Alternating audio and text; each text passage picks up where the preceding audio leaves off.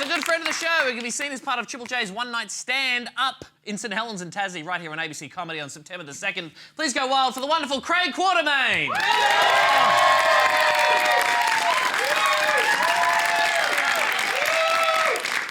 Thank you so much, Sean. Charlie, Tom Ballard. Sorry, in my defence, they do all look the same to me.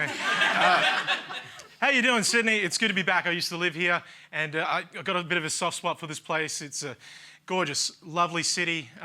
You know, it's stunning. I'm not going to shit on it. It's so beautiful, you can totally understand why it was stolen first.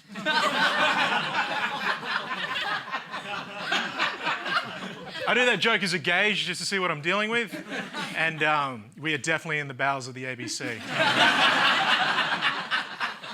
It's cool, we're gonna have fun, because this is a weird thing that happens when an Aboriginal man gets on stage with a microphone. You guys all start treating it like it's a TED Talk. And I promise you now, you ain't learning shit tonight. If anything, just roll with it. But I have a real soft spot for Sydney. I love the place. But, Sydney, what'd you do to Redfern? I used to feel safe walking around that joint. Like, now I'm worried I'm going to trip over and fall on a yoga mat. I don't know what you did, but I don't like it. And it's changed a little bit too here at the ABC. You know, I mean, I've been being an Aboriginal comic in this building, coming into work. I get the same 3 questions. It was, you know, do you know Matt O'Kine? Do you know Nazim Hussain? Can we have a look inside your bag, please? And it's changed, but it's cool. It's cool. I actually like to use that ignorance to my advantage. I just negotiated a new contract with the ABC that stipulates that I get to come home and go back to Perth every 3 weeks when I work in Sydney, because I told them that if I am too far away from the Swan River that flows through the centre of Perth, if I'm too far away from it for too long, I die.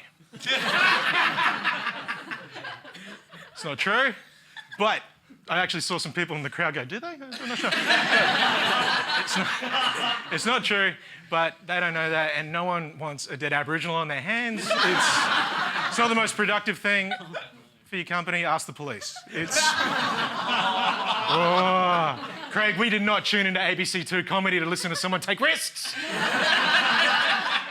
Please. No, it's cool, man. It's cool. I have to admit, doing comedy in Europe, I just did my first international tour of Europe, being brown in Europe. So much better than being Aboriginal in Australia. Like, the worst thing I have to deal with while I'm over there is just Indian people trying to figure out what the fuck I am. I put on a bomber jacket, everyone thinks I'm a Samoan bouncer. It's amazing. And the upgrade is instant too. Like, you know what it's like coming through customs into Australia? What's it like? You know? Generally, it's pretty chilled, you know, unless you're Asian looking, but otherwise it's, you know, pretty relaxed. It's usually a large white guy with a grey mullet and forearm tattoos asking you how Bali was. Landing in London, in the UK, like going through customs, there's this massive queue of people getting their passports checked, and there's a big black West Indian dude checking passports. Didn't have to worry about that. He looked at my face, called me over. Go through, mate. Fuck him. I got treated so well in the UK, I came back to Australia looking for a fight. It was brilliant. And because there's this weird thing that happens when I do stand-up is that some people feel connected, you know, and emotional, and they want to come and talk to me about it after the show, you know, because they went camping once and fed one of us. Like, I should give a shit. All those sort of stories. Like, the worst one was a woman that came up and asked me to come to her show she was producing called Aboriginal. Yeah, that's Aboriginal with LOL at the end for laugh out loud. Unfortunately, I wasn't able to make it. I was at the Festival of Laughter is Contagious. Yeah. Should have said cone. Fuck that one up. Anyway, regardless, yeah, there's a lot of tension when I start to talk about this sort of stuff, but it's not the weirdest gig I've ever been invited to. Weirdest gig I got asked to do was I got asked to host an iftar dinner at Perth Parliament House. Iftar, if you don't know, is the meal that Muslims have to conclude Ramadan. An Aboriginal man got asked to host an iftar dinner at Perth Parliament House. I walked into that massive chamber, I looked around and said, well, this feels like a trap. And people always get tense too when I mention that gig. It's like, oh my God, could you joke with Muslims? Do they laugh? And it's like, of course they fucking do. People are just scared of cultures they don't understand. As if I'm going to walk in there and mock someone else's religion. If you know anything about Aboriginal people, especially where I'm from, you know what we believe?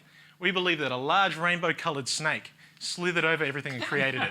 I know, sounds ridiculous, doesn't it? If I told you you could not eat something, go somewhere, wear something, marry someone because of a large rainbow-coloured snake, you think I was insane. Could be worse, we could have put it in a book and forced it on people all over the world. Thank you very much, guys. Craig Quartermaine, everybody! Yeah! So